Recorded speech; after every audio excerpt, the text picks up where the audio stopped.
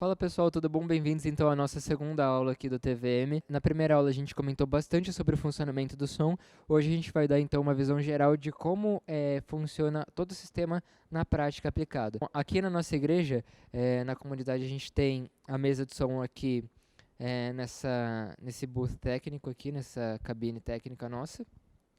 A mesa de som fica aqui. Todos os nossos inputs, alguns chegam, claro, de algumas fontes externas, mas no geral eles vão chegar de um multicabo que sai distribuído do altar. Então eles vão chegar no multicabo pela lateral e eles vão entrar aqui. Dá uma mostradinha aqui, eles entram aqui atrás da mesa de som. A gente tem uma Soundcraft S-Impact, então a gente tem 32 inputs e alguns a gente trabalha externo. A gente sempre deixa eles etiquetados e a gente mantém uma relação. Da localização do palco, do número do cabo em si, que tem na etiqueta do multicabo que está no palco, para o número que vai chegar aqui e qual input na mesa ele vai entrar, qual canal vai corresponder. A gente sempre procura manter essa relação e manter sempre atualizado possível. Periodicamente a gente faz um balanço para conferir se está tudo em ordem, porque um conto ou outro, às vezes dá alguma emergência, a gente faz uma mudança e não dá tempo de fazer toda a adequação do, do nosso roteiro técnico na hora. Então a gente sempre faz um balanço para ver se está tudo em ordem periodicamente. Bom, chegando todos os inputs aqui na mesa, a gente trabalha com 4 caixas de PA, 2 caixas de retorno, 2 subs e tem aqueles mix de fone de ouvido que eu tinha comentado com vocês. No momento a gente está trabalhando aqui com 5 bases de fone sem fio, mas cada instrumento no palco tem um fone cabeado. Então, no total, a gente trabalha dos 14 mix da mesa, a gente não usa 4, 2 são para gravação estéreo, um retorno, um sub. Então, a gente trabalha com 10 canais, 10 outs ou 10 mix de fone, com todas regulagens de volume individual saindo da nossa mesa de som. Então, bora dar uma olhada como funciona os inputs aqui no palco. Na maior parte dos nossos cenários, a gente vai trabalhar sempre com uma bateria. No caso, a gente usa uma bateria eletrônica, um baixo, uma guitarra, que costumam ficar ali do lado direito para quem está em cima, esquerdo para quem está embaixo. Teclado, violão, e os vocais costumam ser um ministro e quatro backs, ou um ministro e 5 backs. Enfim, essas configurações aí vão variar um pouquinho. O teclado. O teclado ele vai sair em um LR estéreo. Esse LR vai passar por esse amontoadinho de cabo aqui e vai ter esse input aqui no palco. Como a gente trabalha com VS também, o tecladista sempre vai trabalhar então aliado à Foxrite. A Foxrite ela é uma interface de gravação, o que significa? Significa que o VS que está rolando no nosso DAW, no nosso programa de gravação, vai estar sendo passada para a Foxrite todo o protocolo via USB, tem um cabinho USB para conexão. A Foxrite ela vai ter 4 saídas, e dessas 4 saídas a gente vai trabalhar de qual modo? 2 delas são saída para o VSLR, é o VS que todo mundo vai ouvir no PA, na gravação, todo mundo vai ouvir o VS pronto. As outras 2 saídas que sobram, um é um canal de clique, então vai ter um metrônomo, e outro é um canal de guia. Essa guia vai sempre orientar os músicos em qual trecho da música eles devem entrar, qual instrumento entra, qual instrumento sai, onde estão as voltas, é um referencial mais para eles. Então, tanto o clique como a voz guia, na mesa a gente vai configurar só para sair nos fones dos músicos. Não vai sair no PA, na gravação, no retorno, em nada que o público geral ouça. São 2 canais exclusivos dos músicos. Então, desses 4 outs, saída 1 e 2 da Foxrite vai ser esse LR do VS, saída 3, 4 da Foxrite vai ser clique e regência, que é a voz guia. Todo esse cabeamento, junto a gente também passa uma extensãozinha para ligar o teclado, o computador, mais alguma coisa aí que tenha necessidade, vai passar por esse emaranhadinho de cabo, esse montinho de cabo. As 4 da Foxrite vão vir para cá. Os nossos mix sem fio, atualmente a gente está trabalhando com 6 mix sem fio. A gente usa 4 AKGs que estão aqui, mais um AKG que está ali a base, que é o AKG5. eles têm sempre numeradinho uma etiquetinha correspondente à cor do microfone, e em cima da etiqueta também tem o número dele. Então a gente tem os AKGs, os nossos 5 AKGs numerados de 1 a 5, e aqui na frente da base, não sei se vocês vão conseguir enxergar, sempre vai ter o canal que está trabalhando. No caso dos nossos mix AKGs, eles trabalham com 8 canais de frequência, e a gente usa com um certo intervalo aí entre os nossos 5 AKGs os 8 canais. O primeiro começa no canal o nosso mais baixo é o canal 1 e o mais alto é o canal 8. Desse cantinho, o que tem além das bases são a energia das bases, né? Então a gente tem as 4 bases conectadas de energia. A saída do fone do teclado, a gente tirou o jack, então tá vindo um cabo P2 direto. Ele é um cabo P2 que o excesso a gente consegue manter guardado aqui dentro, aqui embaixo do palco. E se precisar puxar, tem uma folguinha. Aí o retorno de fone e teclado ele passa junto com esses cabos até o tecladista. A gente por muito tempo usou jack, a gente tem até um jack aqui que está mais ou menos solto. O problema dos jacks aí, para quem já está acostumado um pouco, é que quando eles começam a ficar mais chatinhos, a dar um pouco de problema, o trabalho para trocar é bem grande. Então a gente acabou achando que essa solução aí é a melhor pra gente. A gente já tinha experiência com o canal de fazer uma ligação com fio direto, não usar o jack. Mas a gente não tinha gostado muito porque quando a gente tirava tudo do palco para alguma outra finalidade, ainda sobrava o fio lá. Só que fazendo dessa maneira aí, meio retrátil, ajudou bastante com esse problema. Esses XLRs aí, no momento, a gente deixa desativado. Os cabos chegam lá na mesa, mas eles não têm input nenhum. Aqui a gente tem o nosso mic de ambiente. O mic de ambiente ele passa junto com os canais do teclado. No momento ele está ficando na frente do teclado. Lembrando que o mic ambiente é um condensador, então ele precisa de phantom power para funcionar, que é aquele mais 48 da mesa de som. E o ambiente é exclusivo do canal da gravação. Alguns ministros de louvor gostam de ter o ambiente no fone dele, porque às vezes quando eles estão ministrando, querem fazer alguma interação com a igreja, e o fone com volume de VS, volume de clique, volume de regência, pode dificultar então eles terem um retorno da igreja, então alguns pedem para ter o ambiente no fone. Aí cada caso é um caso, claro. Nesse cantinho aqui a gente também tem a opção de ligar um talkback. A gente pode trabalhar com 2 talkbacks no palco, então um para cada lado. Nesse cantinho aqui da esquerda do palco a gente pode trabalhar com o nosso talkback 2 na nossa marcação de talkback. E no lado direito do palco a gente trabalha com o talkback 1 na marcação de talkback da mesa. O AKG5 fica aqui. Esse AKG essa base aqui é um leve probleminha, porque o botão de mudar o canal do AKG, ele não é tão discreto assim. E de vez em quando a gente tem problema com algumas pessoas batendo o pé aqui, claro, completamente sem querer. Mas se bater o pé, tipo eu bati agora, ele foi do canal 8 que ele tava pro canal 1. E a gente tem um mic que funciona no canal 1. Em virtude disso, o que vai acontecer é que a gente vai ter 2 mics indo no mesmo input da mesa, 2 vozes diferentes. Daí você vai ficar com aquela confusão toda.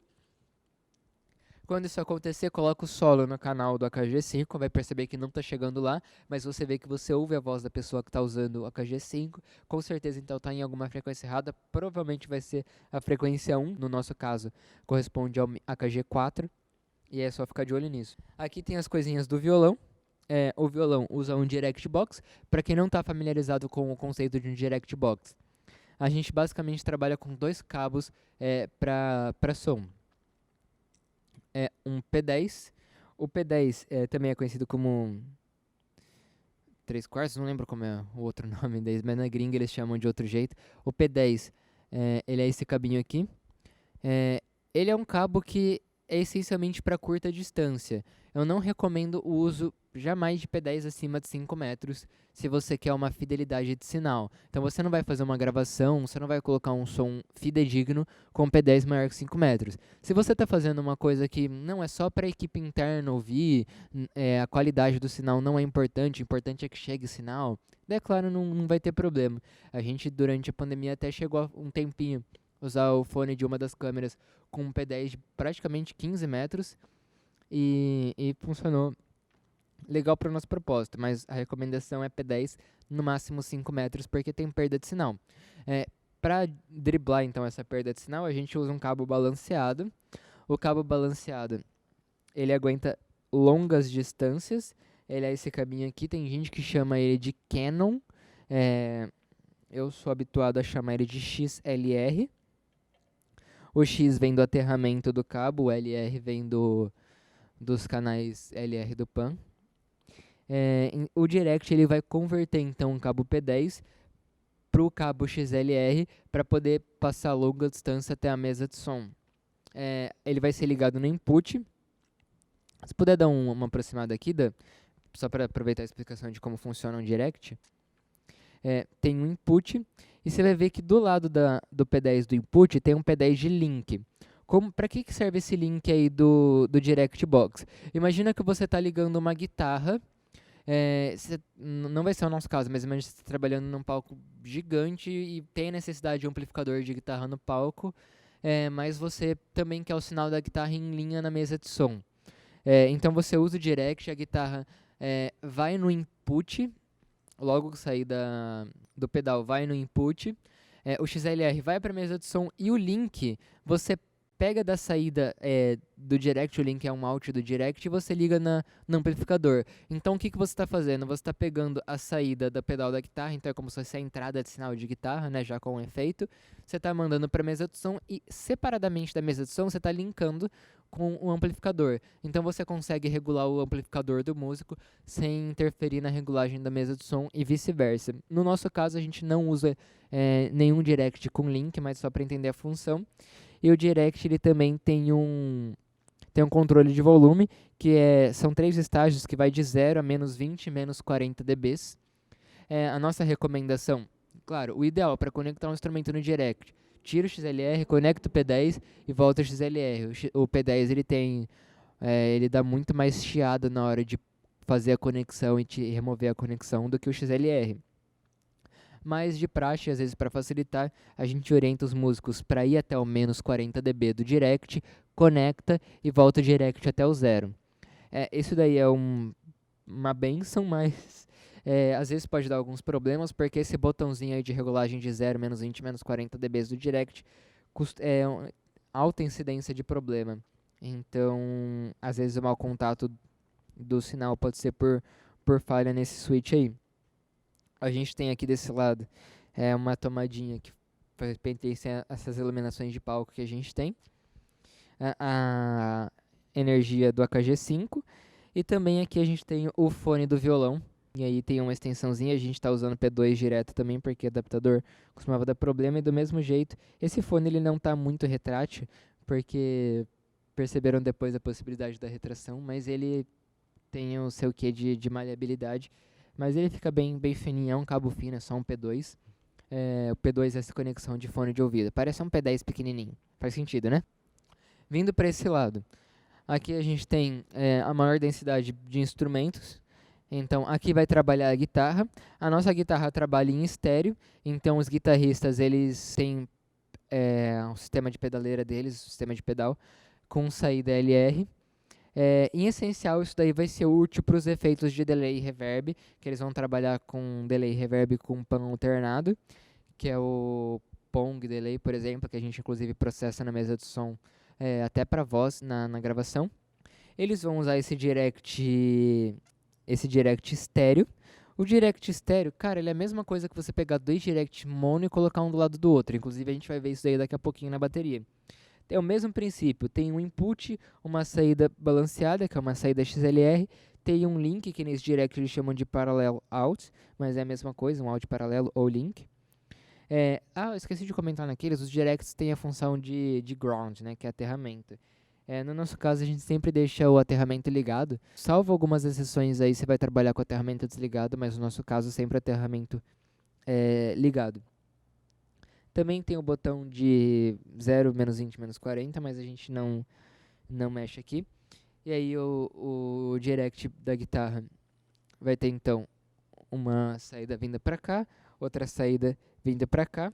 Fone da guitarra tá aqui, a guitarra usa o fone mais curtinho, do que o violão, porque o guitarrista está geralmente meio próximo à parede, dificilmente ele está um pouquinho mais à frente. Se é o caso de algum ministro que quer tocar guitarra, aí a gente passa um fone sem fio, naturalmente, para cumprir aí o objetivo. Ao lado da guitarra, a gente tem o baixo. Lembrando que do lado desse input de guitarra aqui, a gente tem o inputzinho, o jackzinho do Talkback 1, que é o que fica desse lado. Desse lado, geralmente, o Talkback 1 vai estar com o Pastor Ricardo, quando ele tá dirigindo com violão, guitarra, ou algum instrumento que demande o uso desse lado direito do palco, esquerda para quem está vendo. Ainda não me decidi qual padrão eu vou usar de direita e esquerda. Aqui a gente tem o baixo. O baixo foi a nossa primeira experiência com o fone sem o jack. E tem esse pequeno inconveniente da gente não conseguir tirar o cabo. Ele é um cabo bem mais grossinho. Mas enfim, aqui está a saída de fone do baixo. Aqui está o input do baixo. O direct box do baixo. Cabo P10 do baixo. Suporte do baixo. Fone do baixo. Tudo do baixo. Estante de partitura do baixo. Enfim, deu a minha cota de falar baixo hoje. Desse cantinho, eu não sei se a iluminação vai permitir focar certinho, então vou desligar ela rapidinho. A gente tem duas tomadinhas aqui.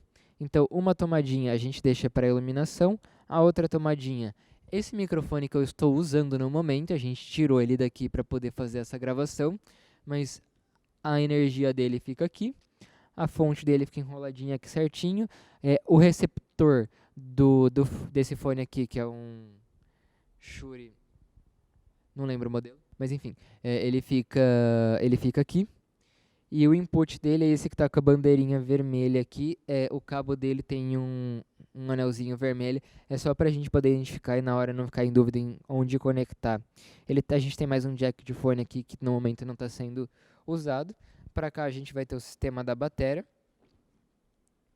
A nossa bateria é estéreo, então a gente tem dois directs monos ligados um do lado do outro, que é a mesma coisa com direct estéreo. Um é o L, outro é o R. Aí o input da bateria vai chegar um P10 aqui, vai sair um XLR e conectar direto no palco. A gente tem o fone da bateria aqui. Também aquele cabinho P2 fininho, certinho para os baterias usarem. A nossa bateria eletrônica, a máquina de efeito, ela já tem as duas saídas em estéreo P10, então a gente só recebe o sinal prontinho, a regulagem é dos bateristas, cada um tem um preset, mas a gente tem um preset favoritinho nosso que a gente deu uma ajustada na regulagem para ter um equilíbrio de volume de chimbal, caixa, bombo, tom e demais pratos, para ficar uma coisa agradável, principalmente na gravação, que é o local mais sensível para ouvir a bateria, mas também no templo, né, na nave da igreja, também é muito sensível, principalmente a caixa da bateria. Então a gente tem um preset regulado certinho para isso, mas todo baterista tem a liberdade para ter o seu preset. E se você sentiu alguma coisa, é questão de sentar com o baterista, procurar o pastor Ricardo, porque como ele é responsável pelo louvor, ele vai ter uma orientação muito melhor para dar sobre esse assunto e conversar aí o que pode ser feito para ajustar. Os retornos de palco são esses daqui. Em essência, quem vai usufruir do retorno de palco é o pregador, porque a nossa equipe de louvor está trabalhando praticamente integralmente com o fone de ouvido. Aqui a gente tem as quatro caixas de PA também na mesma estrutura de treliça. No momento, o pan das caixas estão L e R em par. Então, LR aqui, LR lá. Mas enfim, bora voltar para cá. E nas laterais do palco, acho que dá para ver em princípio, aqui nas duas temos dois subs.